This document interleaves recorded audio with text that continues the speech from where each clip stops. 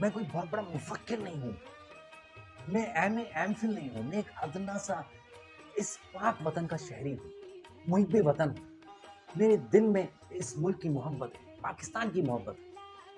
तो मैं चाहता हूँ कि अपने जो मेरे जज़्बात हैं, वो मैं आप लोगों के साथ शेयर करूँ कि शायद कोई बात मेरी, शायद मेरी कोई अदना सी बात, कोई कुछ काम कर जाए, कुछ अच्छा कर जाए।